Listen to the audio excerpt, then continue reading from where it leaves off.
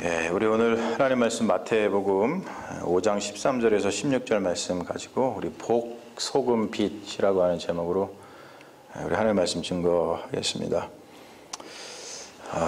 늘 제가 말씀을 전할 때 그 말씀에 더 깊은 차원을 좀 전하려고 노력을 하고 있어요. 오늘 말씀도 우리가 많이 들었죠. 빛과 소금이 되라 라고 하는 건데, 빛과 소금이 된다는 것이 도대체 무엇인가 좀 더 심층적인 차원에서 우리가 하나님 말씀 좀 증거하기를 원합니다. 마태복음 5장은 소위 산상수훈이라고 불리는 말씀입니다. 예수님의 산상수훈은 우리가 읽은 지금 5장에서부터 7장 27절까지 계속 되죠. 산상수훈이라고 불리는 이유는 다 아실 겁니다. 산에서 이제 제자들이 모였을 때에 제자들한테 뭔가를 이제 가르쳐 주시는 거죠.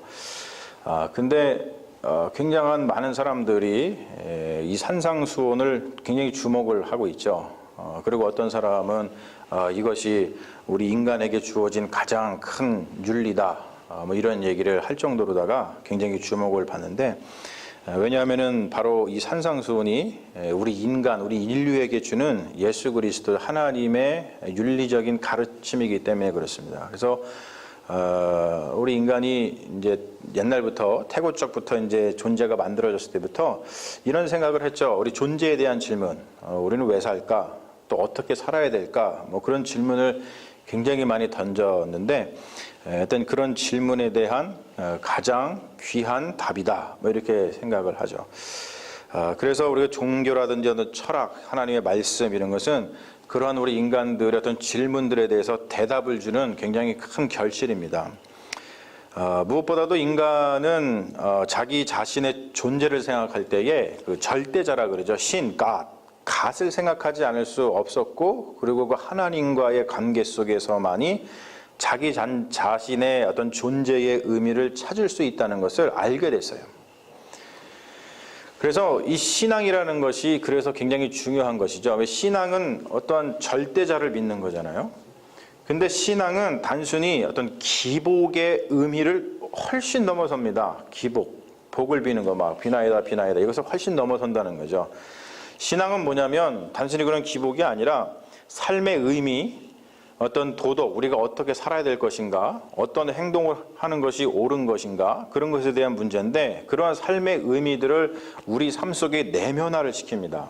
그래서 이런 거죠. 우리가 밥을 먹는 법을 갖다가 맨날 기억해가지고 하지 않잖아요. 그냥 어느 순간 내면화 돼가지고 밥상에 차려져 있으면 그냥 밥 그냥 그대로 가가지고 먹지 않습니까? 그런 것처럼 우리가 어떠한 행동을 하든지 우리가 무엇을 하든지 어떻게 해야 되는지를 내면화 시켜가지고, 그래서 삶을 의미 있게 살아가는 방법을 터득하는 그런 아트, 예술이라고 할 수 있어요. 기술이라고 할 수도 있고, 그것이 바로 신앙이라고 하는 거예요. 그래서 신앙을 진지하게 갖는 사람, 그리고 신앙을 단순히 기복의 순환으로 생각하는 사람의 삶의 질은 질적으로 다를 수밖에 없다는 거예요. 예수님의 산상수훈, 삶에 대한 가르침은 오늘 말씀 보면 무엇이 복인지를 규정하는 데서부터 시작을 해요. 우리 오늘 읽지 않았습니다만 산상수훈 5장을 보면은 무엇이 복이냐라는 것을 규정하는 데서부터 하나님 그 산상수훈의 말씀, 삶에 대한 가르침을 시작을 하십니다. 우리가 이제 복이라고 하는 말은 우리가 잘 아는 행복이라는 말로다가 바꾸어서 말할 수 있죠. 근데 복이라는 것은 무엇보다도 우리가 하나님, 절대자라 그러죠. 하나님의 생명이 우리 인간 존재에게로 들어와가지고 그 하나님과 합의를 이룬 상태를 행복이다, 복이다, 그렇게 얘기를 합니다. 그러한 상태를 지복이라고 얘기합니다. 지복. 가장 아름다운 복, 지복이라고 얘기를 해요. 그래서 지복은 하나님의 행복에 참여한 상태, 그것을 갖다가 행복이다, 지복이다, 그렇게 얘기를 합니다. 그런데 여러분 생각을 해보세요. 하나님의 행복은 무엇일까요? 우리 인간들은요, 이런 약점이 있어요. 행복을 생각할 때 하나님을 빼놓고 생각하는 경향이 있습니다. 저는 그것이 인간의 연약함이라고 생각을 하거든요. 우리가 늘 무엇인가를 생각할 때 하나님을 생각하고 그렇게 살아가면 참 좋겠는데, 우리가 하다 보면은 하나님을 늘 빼놔요. 하나님을 빼놓는 것, 그것이 바로 인간의 죄죠. 그래서 우상이라고 하는 것은 어떠한 것에서 하나님을 분리시킨 다음에 빼놓은 다음에 나의 어떠한 욕망을 갖다가 거기에다가 채워넣는 것을 갖다가 우리는 우상이다 그렇게 얘기를 합니다. 행복을 생각할 때에도 그 행복에서 하나님을 빼면 그 행복은 행복이 될까요? 우상이 될까요? 그 행복은 우상이 되고 만다는 거예요. 우리가 흔히 사람들 사이에서 말하는 행복이 뭐냐면 무병장수 그리고 부귀영화 그런 것을 행복으로 생각을 합니다. 병들고 명이 짧으면 복된 삶이 아니라고 생각을 해요. 그리고 가난하고 어떤 천한 삶을 살면 복된 삶이 아니라고 생각을 합니다.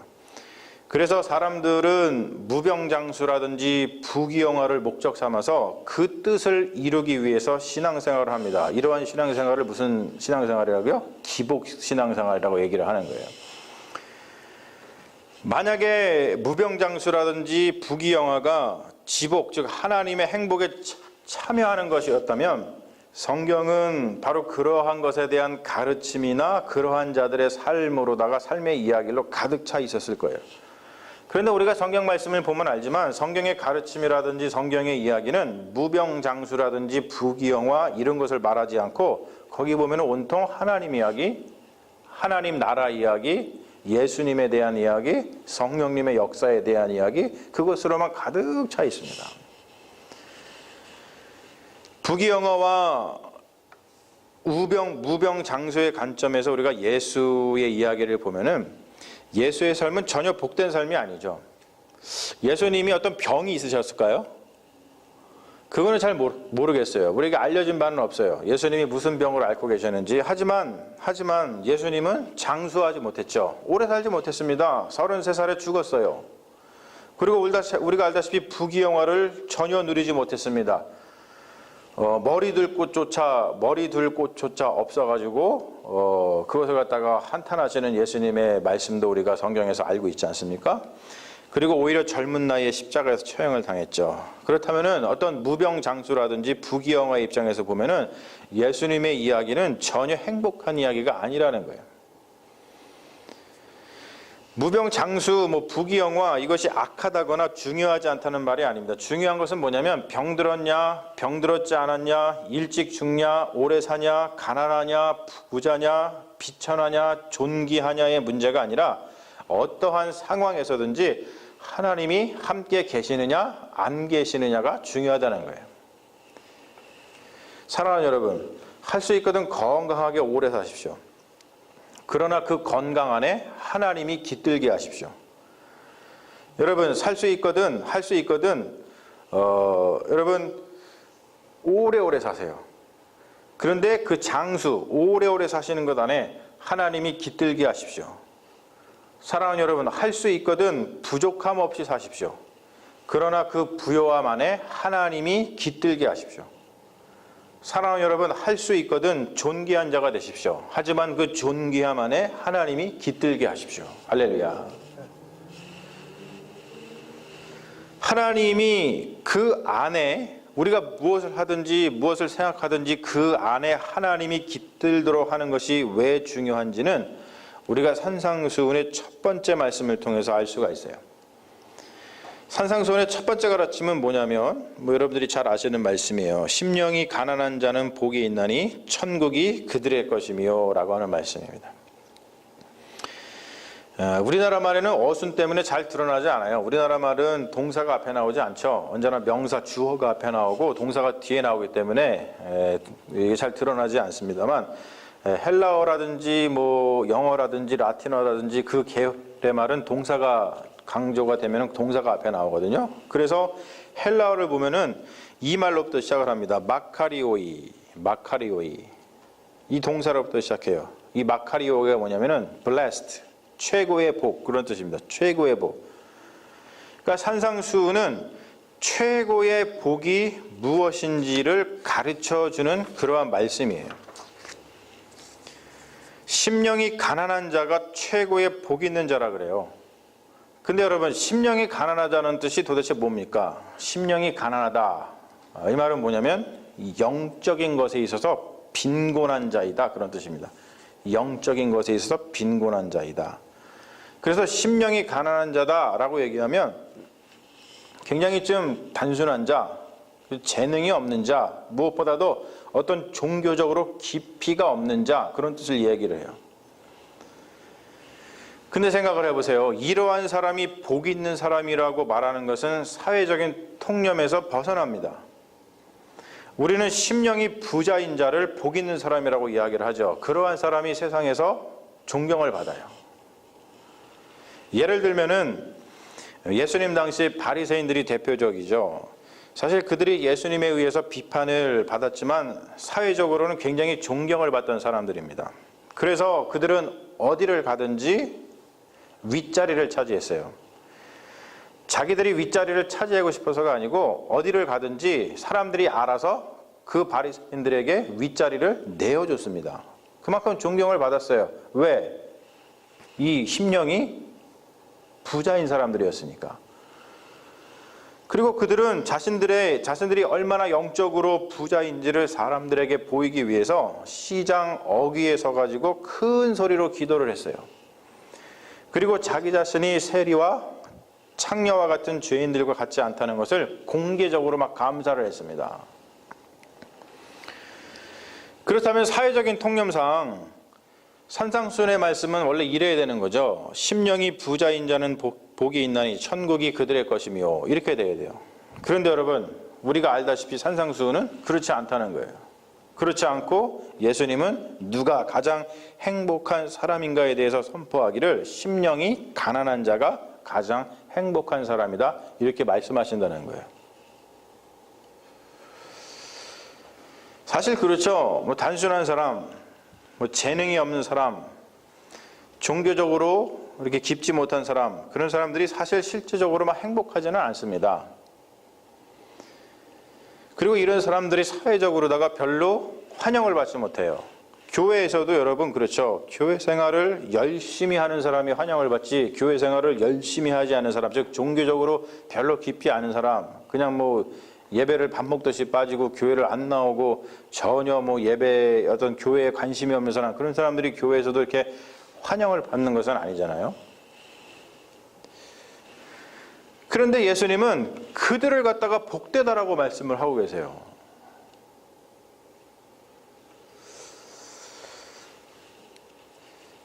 왜냐하면 이게 중요하다는 거죠. 왜 예수님께서는 그들을 복되다고 하시냐면은 그들이 중요한 게 아니라 뭐가 중요해서요? 하나님 나라가 중요하기 때문에, 하나님 나라의 절대성 때문입니다. 하나님 나라의 절대성. 이걸 좀 더 쉽게 설명하자면, 여러분 쓰나미를 한번 생각해 보세요. 쓰나미. 여러분 쓰나미 보셨죠? 2011년도인가요? 몇 년인지 기억이 안 나네. 일본에 엄청 쓰나미가 닥쳤잖아요. 그렇죠? 그래가지고 많은 사람들이 죽었습니다. 2014년이었네, 3년이었는데 기억이 잘 안 나는데, 그 동영상을 보면요, 아주 무섭죠. 쓰나미가 닥치면 튼튼한 배도, 잘 지어놓은 집도, 그리고 높은 건물도, 그러니까 모든 것이 다 쓸려가 버립니다. 우리는 쓰나미를 당해내거나 그 쓰나미를 감당할 수가 없어요. 쓰나미가 닥치면 어떻게 해야 돼요? 그냥 휩쓸려 갈 뿐입니다. 마찬가지라는 것이죠. 하나님의 나라가 임하면 내가 가진 불행이라든지 또는 내가 열심히 쌓은 어떤 행복이라든지 그 모든 것이 하나님 나라 안에서는 없는 거나 마찬가지라는 거예요. 다 휩쓸려 나가버리기 때문에. 여러분 생각해 보세요. 우리가 불행한 사람은 무엇을 위해서 기도할까요? 자신의 불행이 없어지기를 위해서 기도할 겁니다. 그리고 우리가 행복한 사람은 무엇을 위해서 기도할까요? 자신의 행복을 하나님께서 지켜주시기를 위해서 기도할 겁니다. 그런데 만약에 두 사람에게, 즉 불행한 사람과 행복하다고 자기 스스로 생각하는 사람에게 하나님 나라가 임했다면 어떠한 일이 벌어질까요? 불행한 사람은 더 이상 잃을 것이 없기 때문에 하나님 나라를 그냥 온몸으로 받아들이겠죠. 하지만 행복한 사람은 하나님 나라가 혹시 자기가 쌓은 행복을 뺏어갈까 봐 오히려 하나님 나라를 거부할 수 있다는 거예요. 그래서 전자는 심령이 가난한 사람이고 후자는 심령이 부자인 사람입니다. 여러분, 그렇다면 이 둘 중에 누가 더 복된 자입니까? 여러분, 그렇다면 우리가 어떻게 살아가야 될까요? 말씀에 의해서 복된 사람이 되기 위해서 그래, 그러면 우리가 불행한 삶을 살아야겠구나. 그래야지 하나님 나라가 임했을 때에 우리가 그냥 거침없이 하나님 나라를 받아들일 테니까 우리가 불행한 삶을 살아야지. 그래가지고 오늘 말씀을 듣고서 교회를 나가면서 이제부터는 불행해질 테다. 이렇게 얘기하시는 분이 있다면 그것은 참으로 어리석은 일입니다. 여러분, 우리는 어떻게 살아가야 되냐면 우리는 그저 하나님께서 주신 생명을 가지고 어떻게 최선을 다해서 살아갈 뿐입니다. 불행과 행복을 우리가 억지로다가 조장할 수가 없어요. 우리가 잘 아는 놀부와 흥부전에서 그냥 흥부는 자기의 삶을 그냥 열심히 살아가지 않았습니까? 그러다가 뭐 제비다리 하나 부러진 거 이렇게 고쳐줬는데 그냥 행복이 이렇게 다가왔어요. 그런데 그것을 보고서 놀부가 어떻게 했어요? 그래, 내가 행복을 좀 조장해야겠다. 그러고서는 다리를 부러뜨린 다음에 해준 것 때문에 오히려 불행이 닥쳤잖아요. 우리가 그렇게 행복과 불행을 조장할 수가 없습니다. 살다 보면은 불행할 일도 있고 살다 보면은 행복한 일도 있는 거예요.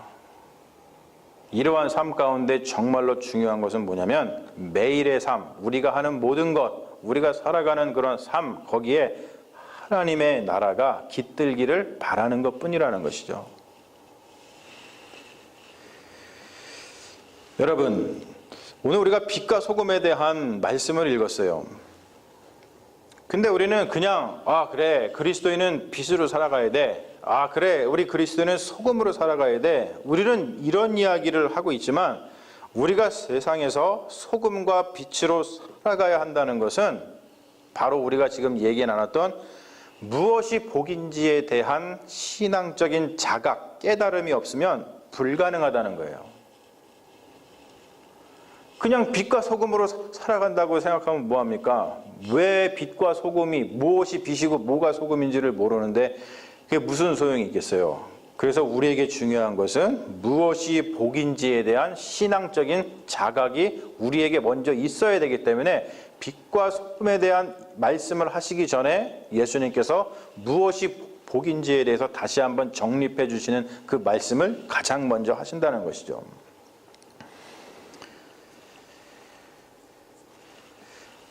매일의 삶에 우리가 하나님의 나라가 깃들어 있느냐 아니면 그렇지 않느냐 이런 것들을 분간하는 것이 빛과 소금의 역할입니다.